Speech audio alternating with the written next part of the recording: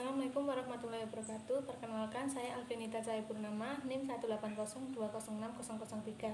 Di sini saya akan melakukan konseling tentang metode penggunaan kontrasepsi kondom pada pria. Langsung saja. Selamat pagi, Bu. Pagi. Perkenalkan, saya Bidan Alvio. Di sini nanti saya akan melakukan konseling tentang penggunaan kondom pada pria, ya, Bu, ya. Iya. Dengan Ibu siapa? Ibu Okta. Baik, Ibu, langsung saja saya mulai ya. Sebelumnya, apakah Ibu sudah mengetahui kondom untuk pria? Belum. Baik, kondom merupakan selubung atau sarung karet yang dapat terbuat dari berbagai bahan, diantaranya lateks, plastik, atau bahan alami yang dipasang pada penis saat hubungan seksual, ya, Ibu. Iya. Cara pemakaiannya, sarungkan pada penis dalam keadaan ereksi atau tegang, baru kemudian melakukan hubungan seksual. Keuntungannya, mencegah kehamilan, memberi perlindungan terhadap penyakit menular seksual, dapat diandalkan, relatif murah, sederhana, ringan, disposable, reversible, tidak memerlukan pemeriksaan medis, supervisi atau follow up, tidak mengganggu produksi ASI dan kesehatan klien, ya, Ibu. Kerugiannya, angka kegagalan relatif tinggi, perlu memperhatikan sementara aktivitas dan spontanitas hubungan seksual untuk memasang kondom. Keuntungan kontraseptif akan diperoleh jika kondom dipakai secara benar dan konsisten, ya, Ibu. Efek sampingnya ada dua, yaitu berkurangnya sensitivitas glans penis, alergi terhadap karet, Ibu. Tempat pembeliannya juga sama, yaitu yang pertama di apotek, kedua puskesmas dan BBM, dan yang di tenaga medis lainnya, ya, Bu. Cara pembuangannya, jangan dibuang ke dalam toilet, selokan atau parit, dilempar ke halaman, dibakar bersama sampah, dibersihkan dulu atau dicuci, bungkus, ikat, lalu masukkan ke tempat sampah dan ditanam, ya, Ibu. Demikian, Ibu, yang dapat saya sampaikan. Apakah Ibu sudah paham? Sudah. Baik, Ibu bisa mengulangi tempat pembeliannya itu di mana saja? Bisa di apotek, puskesmas, BBM, ataupun di tempat tenaga medis pembelian obat. Iya, baik, Ibu. Jadi Ibu sudah paham, ya, Bu, ya? Demikian yang dapat saya sampaikan. Kurang lebihnya mohon maaf. Wassalamualaikum warahmatullahi wabarakatuh. Waalaikumsalam. Assalamualaikum warahmatullahi wabarakatuh. Perkenalkan, saya Alvinita Cahayapurnama, NIM 18020060003. Di sini nanti saya akan melakukan konseling tentang penggunaan metode kondom untuk wanita. Langsung saja. Selamat pagi, Bu. Pagi. Perkenalkan, saya Bidan Alvio. Di sini nanti saya akan menjelaskan tentang kondom wanita, ya, Bu, ya. Sebelumnya dengan Ibu siapa? Ibu Okta. Baik, Ibu, saya mulai, ya, Ibu. Sebelumnya, apakah Ibu sudah tahu metode kondom wanita?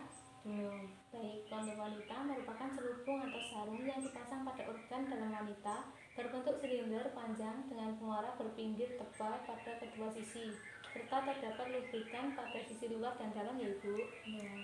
Cara pakainya, yang pertama, perhatikan kemasan kondom. Jangan kenakan kondom apabila kemasannya robek atau kondom tampak rapuh, kusut, bahkan kadaluarsa, ya, Bu. Cuci tangan dengan sabun dan air mengalir sebelum memasang kondom. Dapat dimasukkan hingga 8 jam sebelum senggama. Untuk perlindungan maksimal, masukkan kondom sebelum penis masuk ke dalam vagina, ya, Bu. Pilih posisi yang nyaman untuk memasukkan kondom seperti jongkok, mengangkat satu kaki, atau berbaring. Gesek sisi kondom bersamaan untuk meratakan pelumas. Remas dan putar ujung kondom yang akan dimasukkan ke dalam vagina sehingga menjadi panjang dan menyempit.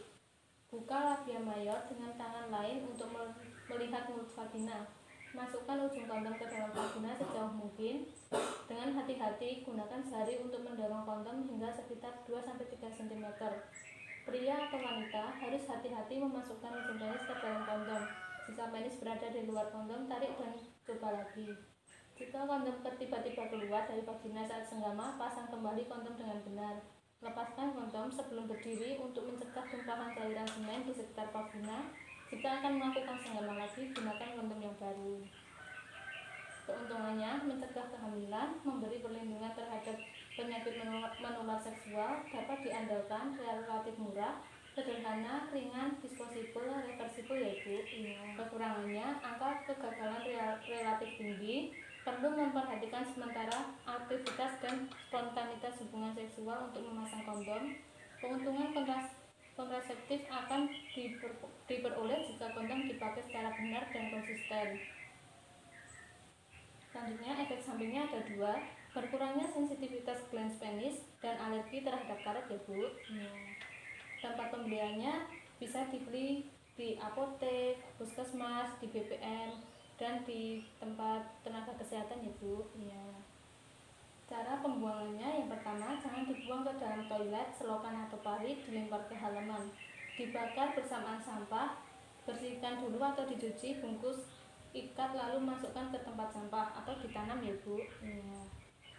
Demikian Ibu yang dapat saya sampaikan. Apakah Ibu sudah paham? Sudah. Jadi Ibu bisa mengulangi cara pembuangan kondom Ibu? Ya, cara pembuangan kondom yaitu jangan dibuang ke dalam toilet maupun ke dalam selokan dan dibakar bersama sampah, lalu bersihkan dulu, cuci, bungkus, ikat lalu dimasukkan ke tempat sampah atau ditanam. Baik Ibu, jadi Ibu sudah paham ya Ibu? Ya. Demikian dapat saya sampaikan. Kurang lebihnya mohon maaf. Wassalamualaikum warahmatullahi wabarakatuh.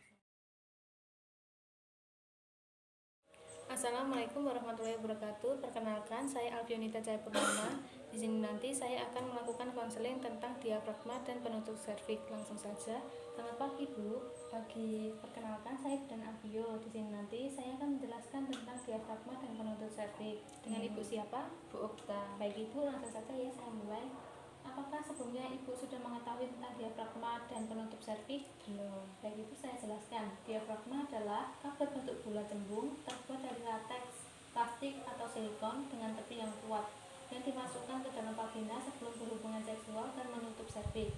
Sedangkan penutup serviks yaitu kap berbentuk setengah silinder terbuat dari lateks, plastik atau silikon yang dimasukkan ke dalam vagina sebelum berhubungan seksual dan menutup serviks yaitu kelebihannya yaitu mencegah kehamilan dan melindungi dari beberapa penyakit menular seksual dan kanker serviks khususnya jika digunakan bersamaan spermisida. Tidak mengganggu produksi ASI dan kesehatan klien, tidak mengganggu hubungan seksual, tidak mempunyai pengaruh hormonal. Kerugiannya, efektivitasnya sedang, keberhasilan kontrasepsi tergantung pada kepatuhan mengikuti cara penggunaan yaitu diperlukan pemeriksaan pelvik oleh petugas kesehatan terlatih. Pada 6 jam pasca hubungan seksual, alat masih harus berada di posisinya. Pada beberapa pengguna menjadi penyebab infeksi saluran kemih. Pemakaian diafragma yaitu yang pertama, oleskan spermisida ke dalam kap diafragma, remas bersamaan. Cuci tangan dengan sabun dan air mengalir sebelum memasang diafragma. Pastikan diafragma tidak berlubang atau rusak. Masukkan diafragma 6 jam sebelum senggama. Tekan tepi diafragma bersamaan, masukkan ke dalam vagina sejauh mungkin. Pilih posisi yang nyaman, memasukkan diafragma seperti jongkok, mengangkat satu kaki atau berbaring. Masukkan jari ke dalam vagina sampai menyentuh serviks. Sarungkan karetnya dan pastikan serviks telah terlindungi. Serviks terasa seperti ujung hidung pada tengah kap diafragma. Jika diafragma tidak nyaman, tarik dan pasang kembali. Diafragma berada di dalam vagina paling tidak 6 jam setelah senggama. Jangan ditinggalkan diafragma di dalam vagina lebih dari 24 jam yaitu pelepasan diafragma. Yang pertama, cuci tangan dengan sabun dan air mengalir. Masukkan jari ke dalam vagina hingga kap diafragma terasa. Masukkan jari bawah kap diafragma perlahan lalu tarik keluar. Jangan menggunakan kuku ya Bu. Cuci diafragma dengan sabun dan air mengalir lalu keringkan setelah penggunaan. Pemakaian penutup serviks. Caranya itu isi sepertiga kap dengan spermisida cream, jeli atau busa. Cuci tangan dengan sabun dan air mengalir sebelum memasang penutup serviks. Tekan tepi kap di sekitar serviks sehingga serviks tertutup sempurna. Masukkan penutup serviks hingga 42 jam sebelum senggama ya Bu. Pelepasan penutup serviks. Cuci tangan dengan sabun dan air mengalir. Lepas penutupan serviks paling tidak 6 jam setelah pria ejakulasi terakhir. Namun tidak boleh lebih dari 40 jam ya Ibu. Buka ujung-ujung kap untuk mengendurkan lekatan pada serviks lalu tarik perlahan keluar vagina. Cuci diafragma dengan sabun dan air mengalir lalu keringkan setelah penggunaan.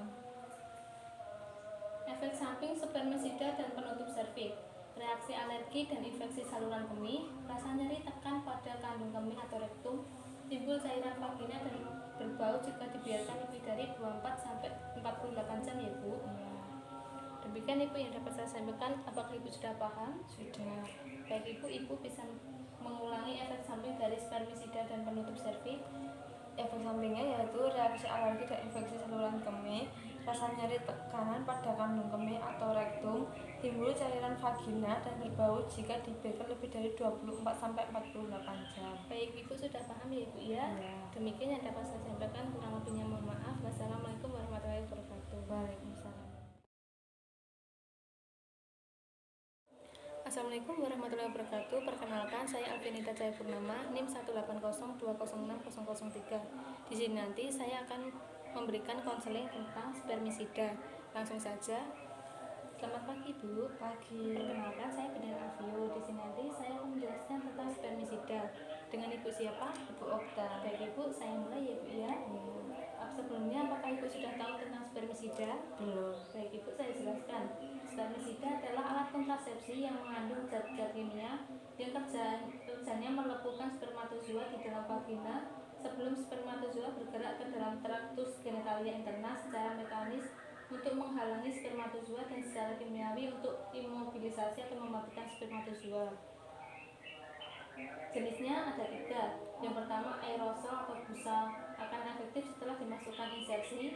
Aerosol dianjurkan bila spermisida digunakan sebagai pilihan pertama atau metode kontrasepsi lain tidak sesuai dengan klien. Yang kedua, tablet vagina, suppositoria, dan film, sangat mudah dibawa dan disimpan. Penggunaannya dianjurkan menunggu 10-15 menit setelah dimasukkan ya Ibu. Jenis spermisida yang ketiga yaitu jeli, biasanya digunakan bersamaan dengan diafragma. Manfaatnya efektif seketika, tidak mengganggu produksi ASI dan kesehatan klien. Sebagai metode pendukung lain, mudah digunakan, tidak memerlukan resep atau pemeriksaan medis, meningkatkan lubrikasi selama hubungan seksual. Kerugiannya, angka kegagalan relatif tinggi, harus digunakan secara segera sebelum senggama. Bahkan ada spermisida vaginal yang perlu waktu 5-30 menit ya Bu, karena harus dimasukkan ke dalam vagina. Ada wanita yang seenggan melakukannya, harus diberikan berulang kali untuk senggama yang berturut-turut. Pemakaian aerosol yang pertama, kocok tempat aerosol 20-30 menit sebelumnya. Tempatkan kontainer dengan posisi ke atas, letakkan aplikator pada mulut kontainer dan tekan untuk mengisi busa. Masukkan aplikator ke dalam vagina mendekati serviks dengan posisi berbaring, dorong sampai busa keluar. Ketika menarik aplikator, pastikan untuk tidak menarik kembali pendorong, karena busa dapat masuk kembali ke pendorong. Aplikator segera dicuci menggunakan sabun dan air, kemudian keringkan. Aplikator sebaiknya digunakan untuk pribadi ya Bu. Suppositoria, yang pertama, cuci tangan sebelum membuka paket. Lepaskan tablet atau suppositoria sambil berbaring, masukkan tablet vagina atau suppositoria jauh ke dalam vagina. Tunggu 10-15 menit sebelum melakukan senggama. Sediakan selalu ekstra tablet vagina atau suppositoria di tempat ya Bu. Untuk gel, masukkan krim ke dalam aplikator sampai penuh. Kemudian masukkan aplikator ke dalam vagina sampai mendekati serviks. Tekan alat pendorong sampai krim keluar. Tidak perlu menggunakan terjatuh ya Bu. Tidak menunggu. Aplikator harus dicuci dengan sabun dan air, tiriskan lalu keringkan. Untuk memudahkan pembersihan, pisahkan bagian-bagian alatnya. Aplikator sebaiknya digunakan untuk pribadi. Sediakan selalu pengadaan krim ya Bu. Efek sampingnya, reaksi alergi baik pada wanita maupun pria. Suppositoria tidak meleleh atau tidak membentuk busa di dalam vagina. Demikian Ibu yang dapat saya sampaikan. Apakah Ibu sudah paham? Sudah. Baik Ibu, kalau sudah paham Ibu bisa mengulangi efek sampingnya Ibu. Ya, efek sampingnya yaitu reaksi alergi pada wanita maupun pria. Suppositoria tidak dapat meleleh atau tidak membentuk busa di dalam vagina. Baik Ibu, jadi Ibu sudah paham tentang ini ya Bu ya. Demikian yang dapat saya sampaikan, kurang lebihnya mohon maaf. Wassalamualaikum warahmatullahi wabarakatuh. Waalaikumsalam.